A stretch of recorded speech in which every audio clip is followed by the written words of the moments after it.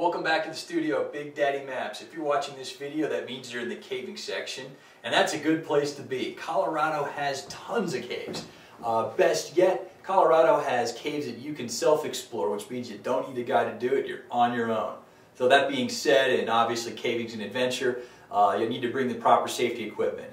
There's a lot of opinion on what you should bring into a cave, but what we typically bring into the cave is two light sources when we go. Light is the most important thing because obviously if you can't see, you can't get out. So what we typically do, we bring two light sources and extra batteries for each one. So you have batteries in there and you bring extra batteries outside. I usually put them in my jacket pockets so they're handy to get to just in case I drop a light and I can't see, I can feel my way around to get the batteries.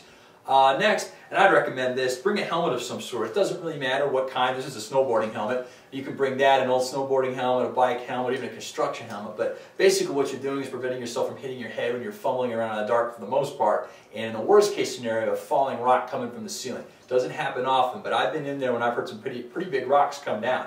So you definitely want to have this on when you're going through a cave, especially when you don't know it that well. Also, I'd recommend this. Bring some mountaineering rope. You probably want to bring as much as you can bring in there. I think one will do just fine, but the idea is that you want to bring extra length because you don't know how big the object that you need to tie off will be.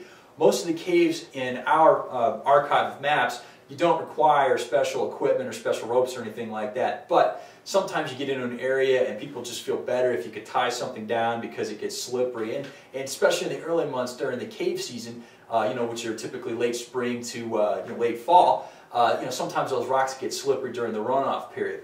Another thing that's a good idea to bring is some good shoes, and by good shoes I mean something with good tread, and that can be tennis shoes or boots. Tennis shoes are probably easier to get around in there, and I bring a pair in that you don't mind getting wet. Obviously put on some wool socks because the cave can be a damp, moist place, about 50 degrees year-round. But the idea is that you have plenty of traction. Boots are very attractive because they give you the bottom support, they give you the ankle support, and those are typically what I bring in there.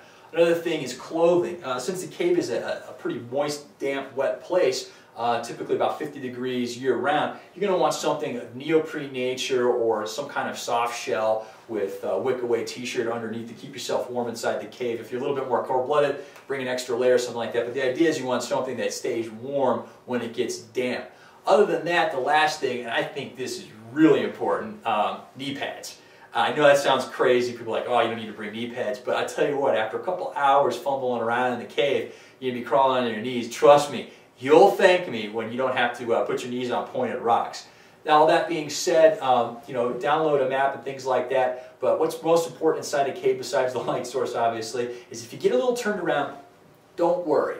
That's the first thing you don't want to do is panic. Just take your time and you'll find your way out. Typically what I do when I go in a cave, I'm always looking behind me to see what things look like on the way out. And things have a tendency, especially underground with different types of light sources around you, they cast different shadows. You get a different feel of the room when you went in versus when you come out. So take your time and periodically peer behind you to see what's going on back there, and that way you'll recognize landmarkers on the way out. Another trick I use is if I'm going through a pretty small hole to get into a bigger room, I typically leave something behind like a water bottle. Now, don't litter the cave, but typically what I'll do is I'll leave that behind just so I can spot it easier on the way out, because you'd be surprised how much those shadows in the cave can cover the very thing that you're looking for to get out. So that being said, take your time, be careful, download all the materials, read up on all the rules and things like that, and above all, have a good time.